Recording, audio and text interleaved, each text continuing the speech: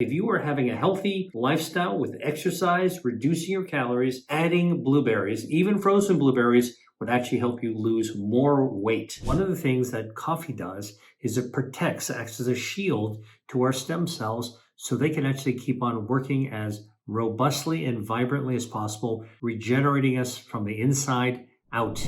All right, all you coffee lovers out there, you can join me in enjoying a cup of joe, and I'm going to tell you why. Today we're going to talk about 5 reasons you should actually drink coffee every single day for your health. And the first reason is that coffee slows down cellular aging. If you want to actually be in the moment and not speed up your aging, it turns out that coffee can actually do that. There is a bioactive in coffee beans called chlorogenic acid, and this has been studied in human subjects drinking coffee. 1 to 3 cups a day of drinking coffee has been shown to slow down the burn rate of your telomeres. These are the caps at the end of your DNA that burn down like a fuse that reflect how fast you're actually aging. It's kind of the clock the timer that gets started from the time you're born, and the older you are, the fuse starts to shrink. Drinking coffee slows that process down.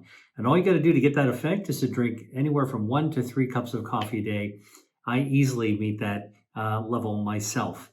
Okay, second reason that you actually want to drink coffee is that coffee actually protects stem cells in your body. Now, our stem cells live in our bone marrow, and they come out into our bloodstream to repair us from the inside out. Happens all the time. But as we get older, our stem cells are a little bit less vigorous than when we're younger. And a lot of things can affect this, including oxidative stress from the environment and just simply aging. And so one of the things that coffee does is it protects, acts as a shield to our stem cells so they can actually keep on working as robustly and vibrantly as possible, regenerating us from the inside out. Third reason to have coffee every day is that coffee improves our metabolism. Coffee contains something called chlorogenic acid. And chlorogenic acid activates our metabolism. And the way it does it is by stimulating the production of brown fat. And we've got different kinds of fat in our body. There's white fat that's wiggly and jiggly, and brown fat that's wafer thin. And one of the things that brown fat can do is get turned on like a space heater.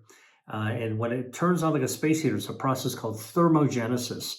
And coffee turns on thermogenesis. And you know why thermogenesis in brown fat is useful? Because the brown fat will be triggered, and it'll burn down the harmful white fat, the visceral fat. So good fat fights bad fat, and coffee actually makes that happen. So you actually get more energy, and it increases your metabolism. The other thing it does is actually helps you lose body fat, and you can actually lose weight that way. And studies have been done to show that drinking up to 4 cups of coffee a day can actually help you lose body fat. In fact, up to about 8 pounds of body fat over about 6 months or so. Not a huge amount by itself, but every little bit counts, especially when it's actually burning away your harmful white fat. Now, another thing that coffee does is it's anti-inflammatory. So chlorogenic acid in coffee is very anti-inflammatory. We know that inflammation is the root cause for a lot of the diseases of aging. And so coffee, enjoy your cup of joe, actually helps you enjoy the rest of your days longer and better because it actually chills out inflammation as well. And then finally, coffee improves gut health. It turns out that when you drink coffee, the coffee chemicals actually get down into your gut, and it protects our gut microbiome. It shifts the gut microbiome into a healthier state, so you've got better neighborhoods of gut bacteria. And as you know, better gut health is better overall health because our gut bacteria lower inflammation. And the way it does that is by releasing a metabolite called short-chain fatty acids, or SCFAs. SCFAs, that actually lower inflammation. And guess what? Drinking coffee helps your gut bacteria make more short chain fatty acids, more SCFA. So these are all really great reasons why you would actually want to drink coffee every single day. And now I'm going to give you some pro tips. Pro tip number one is you want to get organic coffee if you want to get the most out of the chlorogenic acid. And the reason is this: coffee, like other plants, actually produce bioactives like chlorogenic acid in response to insects that are in its natural environment, right? So what do bugs in a natural environment do? They nibble on the leaves and the stems, and the coffee plant makes chlorogenic acid as a response. It's kind of a wound healing response. It's trying to heal itself when those insects are nibbling on it. Now, what do you think happens when you actually spray pesticides on the coffee bush? The bugs aren't nibbling as much, so it makes less chlorogenic acid. So if you get organic, no pesticides, more natural bugs nibbling away at it, it's going to produce more of this healing substance, chlorogenic acid. Good for the coffee plant, even better for us when we actually drink it. So get organic coffee whenever you can. Fair trade, of course. Now, the other tip about coffee is that although for years I enjoyed my coffee with a little milk or a little cream, dairy, okay, I like it that way. Turns out that's not the best way to drink coffee. So I actually have it straight now. And the reason is this: the chlorogenic acid in coffee floats around in tiny little molecules in the coffee. But when you put dairy in it, dairy's made of dairy fat, and those little fat particles form soap bubbles that trap the chlorogenic acid. Hey there, I've got something important to share with you, and that is my guide to the 3 healthy foods that you might want to avoid if you're looking for longevity. Many products that are marketed as nutritious can actually undermine your health. And if you want to find out more about these sneaky ingredients and how to make better choices, then just click on the link below the video for all the details. It's very important to know what's really in your food, and this resource that I'm giving you gives you a head start. Get it right now for free in the description below, or you can access the guide by scanning the QR code on the screen with your smartphone. Now, let's jump back into the video. All right, so now you drink the coffee that you have some cream or milk in it, and guess what? The chlorogenic acid is trapped in the soap bubble, and it just trickles down your gut, and you get rid of it, poop it out on the other end, and you don't actually absorb all of it. So if you want to get the most out of the chlorogenic acid, you'll absorb some if you have dairy, but not all. But if you want to get the most out of it, just have your coffee straight. Or if you want to cut the coffee taste a little bit, you can actually use a nut milk, almond milk, soy milk. All of those will actually work just fine. They don't actually form those little soap bubbles that we're talking about. Okay, now the last little tip I'll tell you about coffee is something that surprised me, because when I was in medical school and I drank tons of coffee just to stay awake, all right, one of the things that we always were taught, or I thought it was true, was that coffee, if you drink a lot of coffee, it's a diuretic, and it causes you to go to the bathroom, and you can actually get urinate, you can actually get dehydrated if you drink a lot of coffee. Well, guess what? Clinical studies have been done, and it showed that if you drink moderate amounts of coffee, 3 to 4 cups of coffee a day, it doesn't actually cause you to be any more dehydrated than if you just drank water. All right. So coffee does not dehydrate you. Coffee actually does all these great things. So let's recap. Coffee slows down cellular aging. Coffee stimulates your stem cells. Coffee improves your metabolism by burning down harmful body fat, and you actually lose some weight along the way. And coffee is anti-inflammatory, and coffee improves gut health. All right. All these benefits from coffee. One of my favorite beverages. I drink it in the morning as a pick-me-up. All right. I do think that caffeine is really good. And if you're sensitive to caffeine, you can try to get decaffeinated coffee. All right. That will be fine. It still has chlorogenic acid, but just know that the decaffeination process removes a lot of the caffeine, not all, a lot, but it also removes some of the other bioactives as well.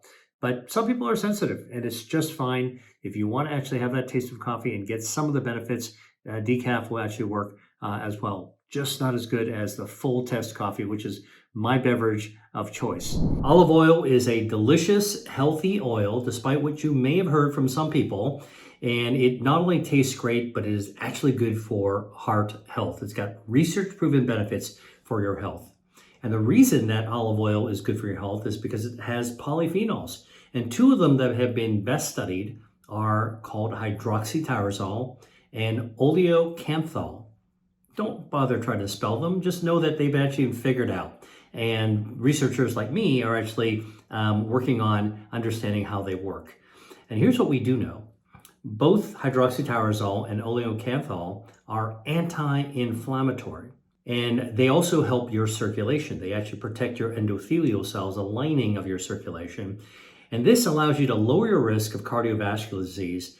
And the other thing is that hydroxytyrosol, one of these bioactives in extra virgin olive oil, actually activates brown fat, which can improve your metabolism and burn down harmful inflammatory visceral fat. So anti-inflammatory, improves your circulation, lowers your risk of heart disease, turns down brown fat, burns away harmful fat, and improves your metabolism. So what's oleocanthal? Well, oleocanthal is the bioactive in extra virgin olive oil that gives the oil its peppery taste in the back of your throat, right? That's part of really, really good, fresh, extra virgin olive oil. Now, both hydroxytyrosol and oleocanthal are good for the lining of the blood vessels, as I told you, the endothelium. And there are 32 studies in total, clinical studies that involve 841,000 people that show that consuming extra virgin olive oil is associated with a lower risk of heart disease and stroke.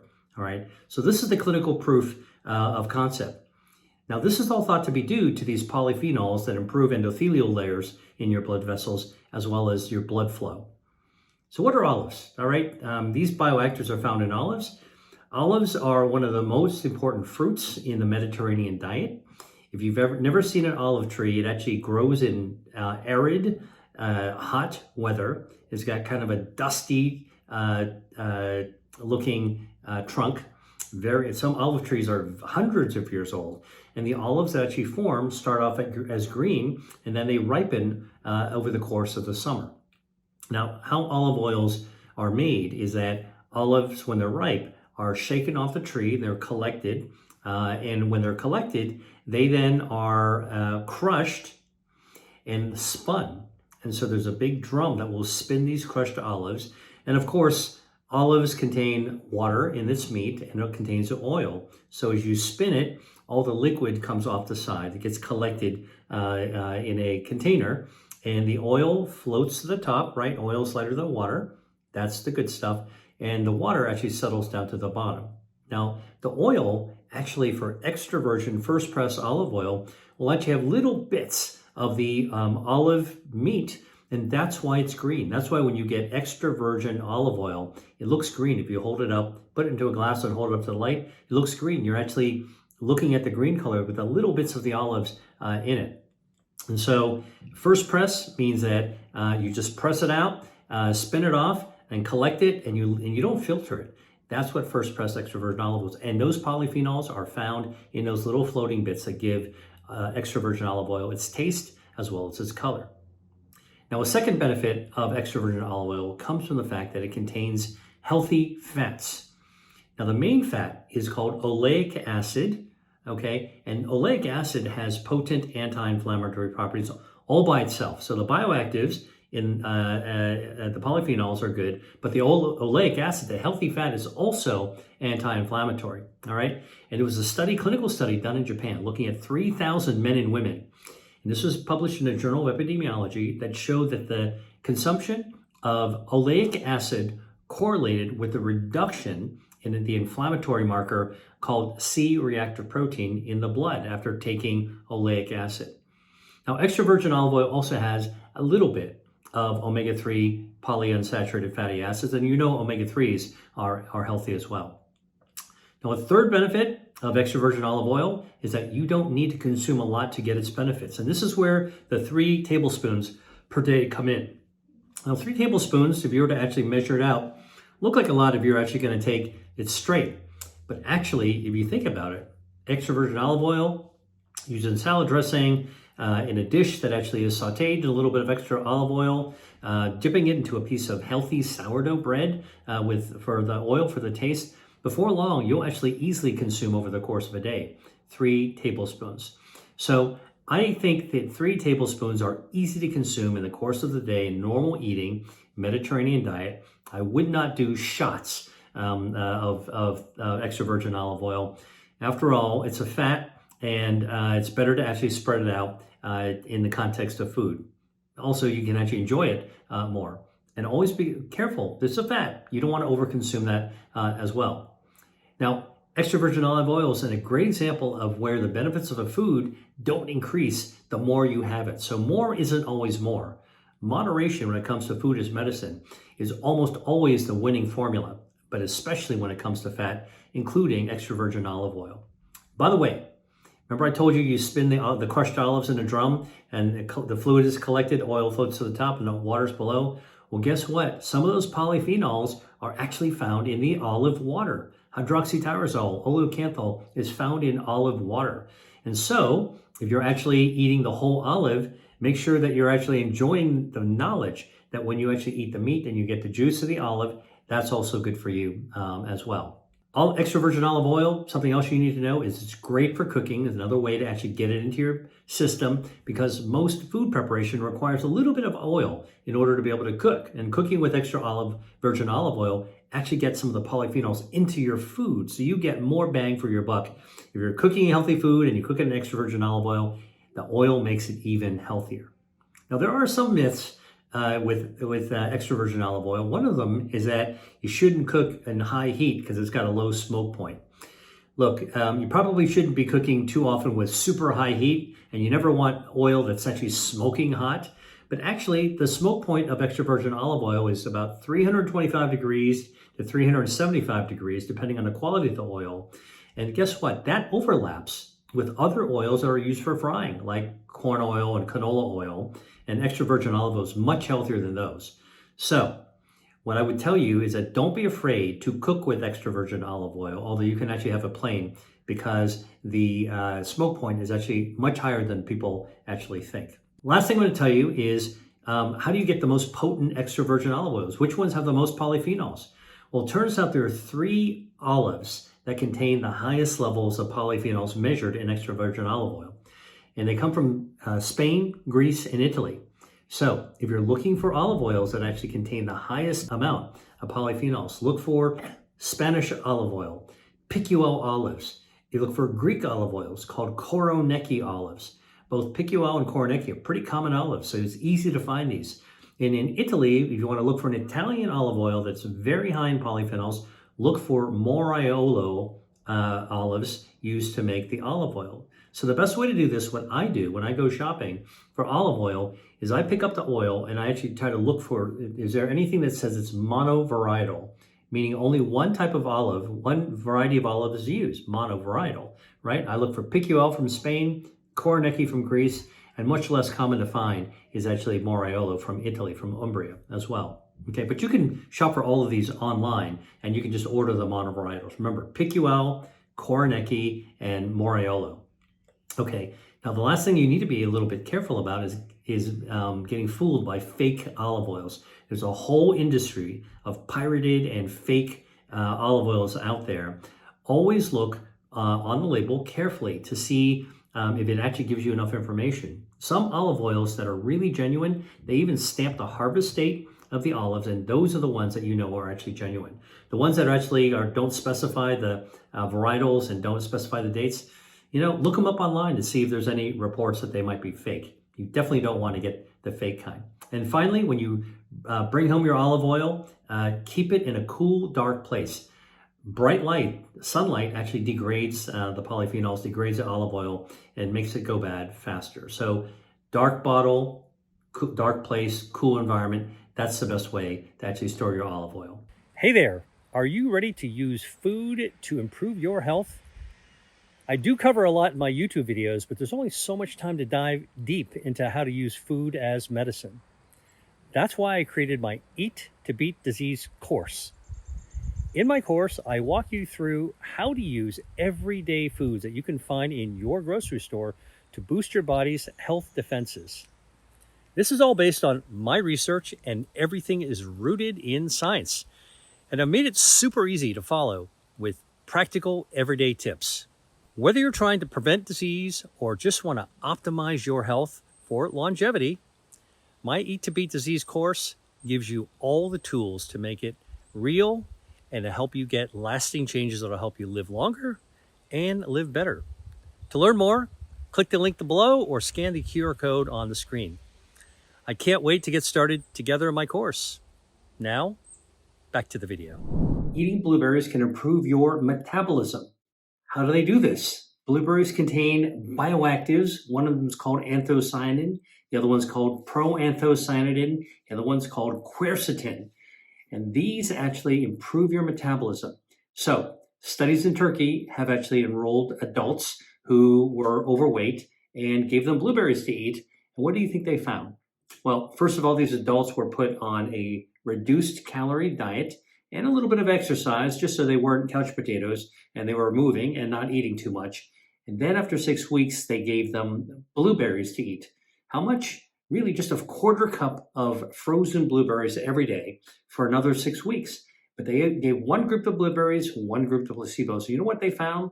They found the blueberry eaters lost 8 pounds or 21% more than the group that was eating the placebos. Meaning that if you were having a healthy lifestyle with exercise, reducing your calories, adding blueberries, even frozen blueberries, would actually help you lose more weight. Now, the other thing is that eating the blueberry eaters also had less visceral fat. That's the kind of harmful inflammatory fat that you want to get rid of within the tube of your body. The blueberry eaters also had better insulin sensitivity, meaning that they had better overall metabolism as well. Now, here's the thing about blueberries. They are in season in the summertime. And if you're going to go out to a farmer's market or grocery store looking at blueberries, here's a little tip of what you actually want to be able to avoid. Don't go for any of the berries that are green. Avoid those. They're not ripe. And don't go for any ones that are really, really softened up. You know, those sort of on their way to rotting. So just avoid those. And if you can't get summer blueberries, that's okay. Frozen blueberries, just like that research study showed, are actually just fine. Here's something else you might not know about blueberries. They have other names. So, for example, they've been called wild huckleberry or even whortleberries. And in Europe, they're known as bilberries. Use the name that you're most familiar with, but you recognize them on sight. They're these tiny little dark blue, super sweet berries that you can find during the summertime. Now, here's how I like to use blueberries. I like to eat a handful of them in the morning, just rinse them off. Always rinse off your blueberries. Organic is even better. And then dry them off and just pop them into your mouth, all right? That's a great way. Or you can add them to some yogurt. I always use whole fat yogurt. You can also sprinkle them into a salad. And if you're a baker, add them to muffins. Those are easy ways to actually get blueberries into your system. All right. Second incredible point I want to make is that eating blueberries reduces inflammation. And the reason is that these bioactives, the anthocyanin, proanthocyanin, and quercetin, are powerful reducers of whole body inflammation. And we know that inflammation is responsible as a root cause of many chronic diseases. So it doesn't matter what you got, if you actually eat blueberries and reduce inflammation, that's actually going to be beneficial to your health and help you heal faster. Okay, the third point I want to make about eating blueberries is they actually improve your immune defenses as well. And this is a really interesting one. Why do we want good immune defenses? Well, protects us from infection from the outside world, for example.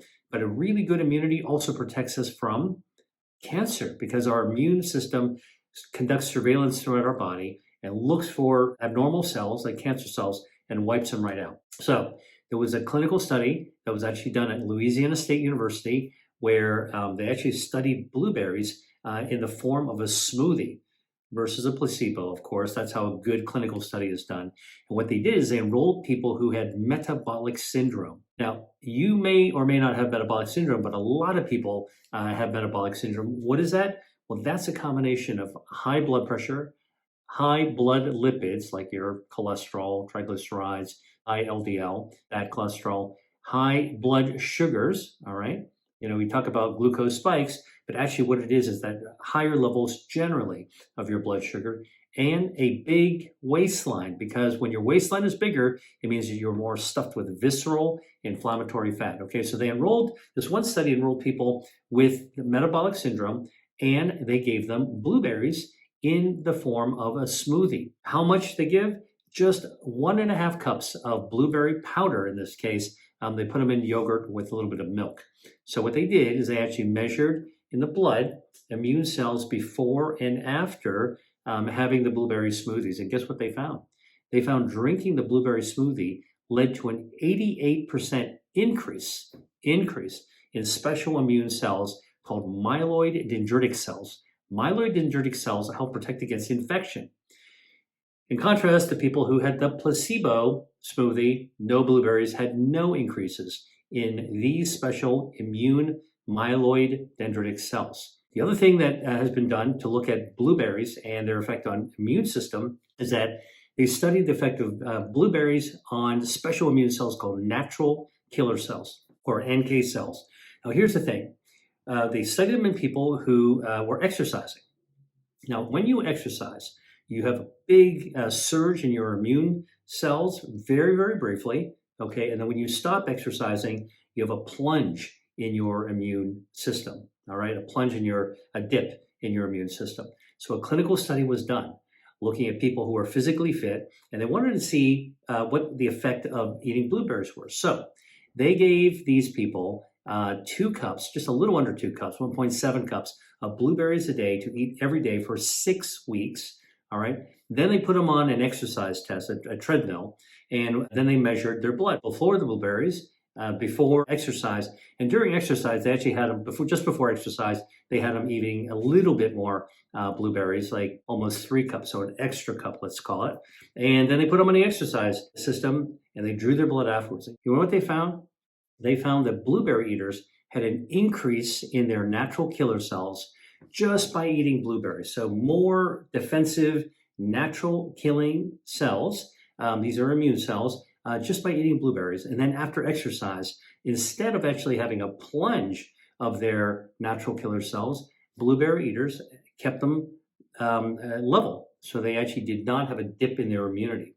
So this actually shows that actually eating blueberry is good for lowering inflammation, raising immunity, good for metabolism, shrinking waistline, losing some weight, and overall just making you more fit in every single sense of the word. So, hope you enjoyed watching this video, and thanks for watching. Hey, if you like that video, then you're going to love this one. Check it out.